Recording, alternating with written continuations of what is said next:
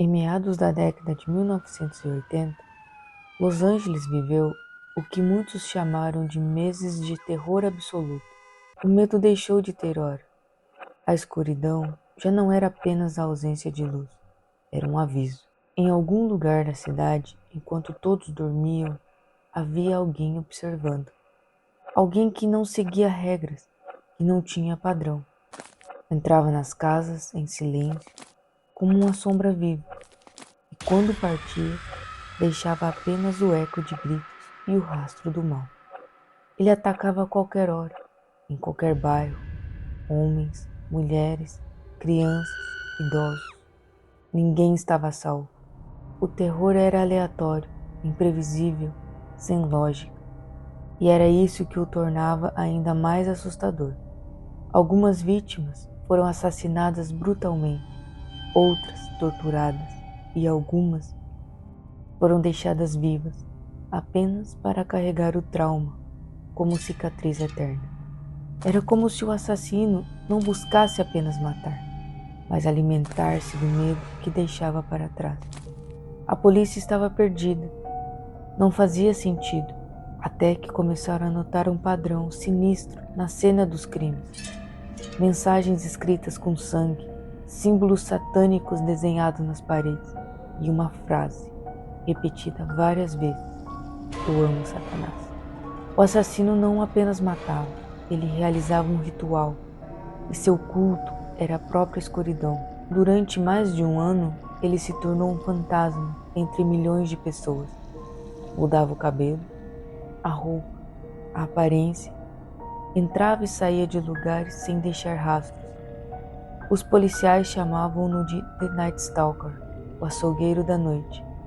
E quanto mais tentavam capturá-lo, mais ele parecia brincar com tudo. Até que uma noite algo mudou. Uma mulher sobreviveu, machucada, sangrando, mas viva. E ela se lembrava do olhar, do rosto e de algo simples, mas decisivo: os sapatos que ele usava. Com base em seu testemunho, a polícia criou um retrato falado e, finalmente, Los Angeles viu o rosto do homem que aterrorizava a cidade: Richard Ramirez.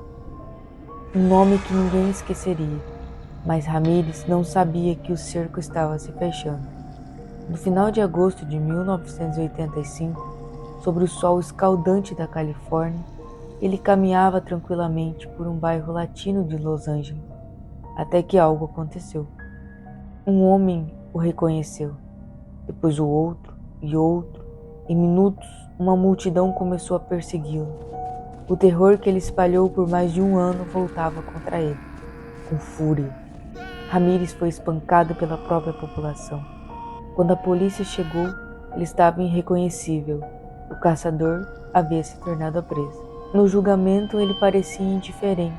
Sorria, desenhava pentagramas na palma da mão e, diante das câmeras, ergueu o braço e declarou: "Ai, Satã!". Não havia arrependimento, nem culpa, apenas escuridão. Em 1989, Richard Ramirez foi condenado à morte. Foram 14 assassinatos comprovados, 5 tentativas, 11 estupros e inúmeros assaltos e agressões. Mas a pena capital nunca se cumpriu.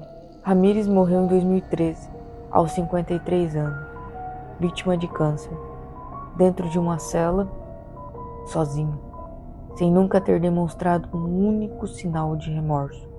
Hoje, décadas depois, o nome Richard Ramirez ainda ecoa como sinônimo de terror. Uma lembrança de que o mal nem sempre tem forma monstruosa. Às vezes, ele veste um rosto humano, caminha entre nós, sorri e observa, silenciosamente.